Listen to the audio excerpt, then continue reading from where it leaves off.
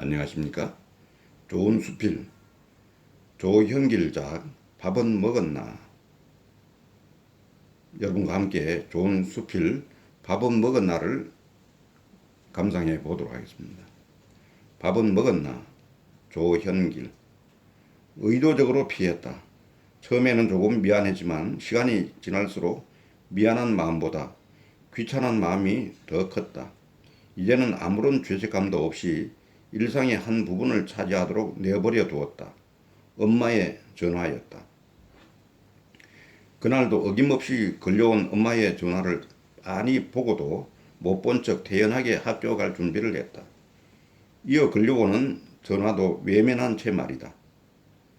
보나 마나 밥은 먹었냐고 묻는 전화일 테니까.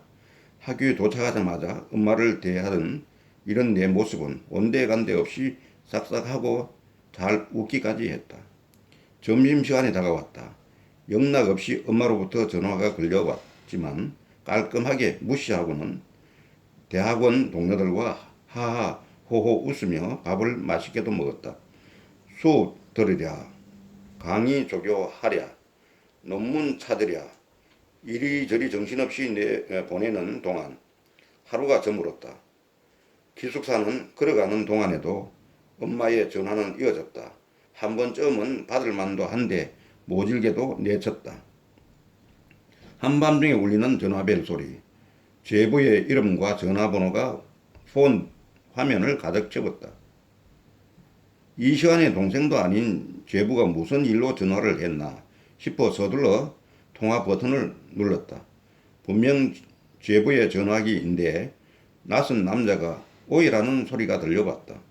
여보세요를 연신 되뇌었다. 그럴수록 마음 한구석이 불안해졌다. 한참이 지났어야 진정되었는지 한마디 톡 내뱉었다.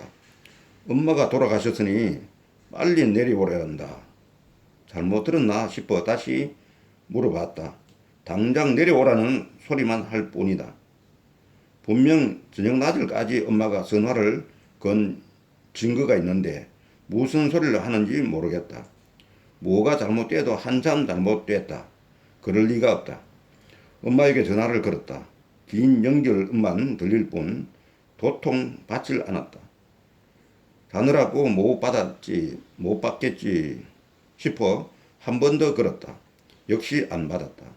연결음이 3번을 넘기기 전에 받는 양반이 오늘따라 늑장을 부렸다. 통화 횟수가 거듭될수록 안 받는 게 아니라 못 받는 것이라는 사실이 직시되면서 온몸이 덜덜 떨리기 시작했다.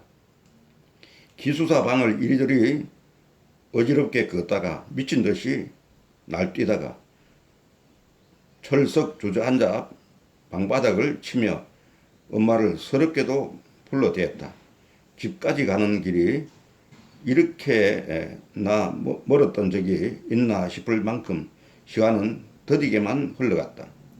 유치원 교사 생활을 하다가 늦지막이 공부를 하게 되었다.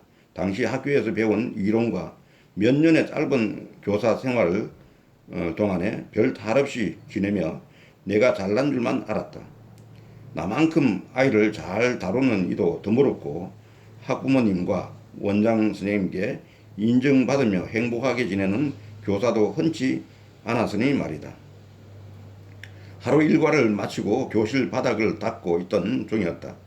느닷없이 뭔가가 다가와 내 머리를 쿵 하고 내리치고는 쓱 가버렸다. 뭔지는 모르지만 순간 유능한 교사라고 믿으며 행해했던 내 모습에 아이들의 인생을 망칠 수도 있겠다는 생각이 번쩍 들었다. 갑자기 내리친다는 행위가 무섭고 두렵기까지 했다. 고민 끝에 공부를 더 해야겠다는 생각으로 유치원 교육 현장을 나왔다. 처음으로 부모님과 떨어져 먼 타지에서 공부한다고 하니 걱정이 이만저만 되는 게 아니었으리라. 엄마는 혼자 갈 수 있다는 딸내미의 말을 마다하고 아픈 다리를 부여잡고 와서는 집을 날라주는 것도 모자라 룸메이트에게 잘 부탁한다는 말까지 건넸다. 가슴이 먹먹해지면서 눈시울이 뜨거워져 왔다. 그날 이후로 엄마의 전화는 내 알람 시계가 되었다.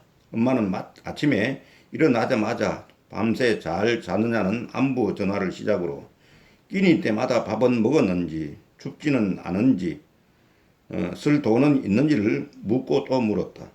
그러는 동안 내 학문 세계도 점점 깊어져 갔다. 그럴수록 현실 속에 엄마가 물어오는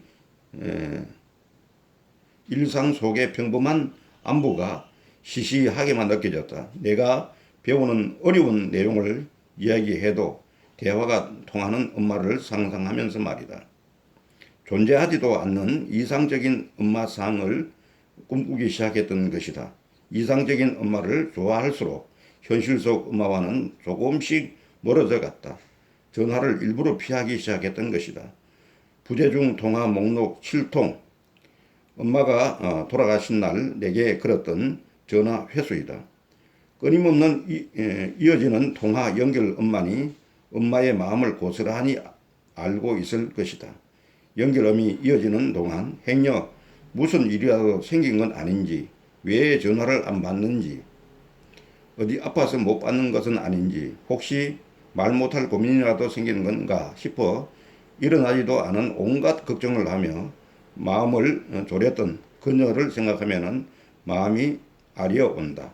평생을 별나기로 둘째가라면 서러운 7남매 중 장남의 아내에서부터 딸만 내리셋을 둔 탓에 아들을 가지지 못한 죄인 아닌 죄인 엄마로 거기에다가 시집살이도 모자라 치매까지 앓은 시어머니를 둔 며느리로 사느라 표현하고 싶어도 표현하지 못했으리라.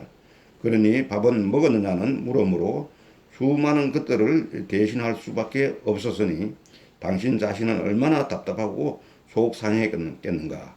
이제는 안다. 엄마가 늘 물었던 기라 밥은 먹었나? 라는 한마디에 현실 속 진짜 우리 엄마의 사랑이 모두 녹아 들어 있었다는 것을 말이다.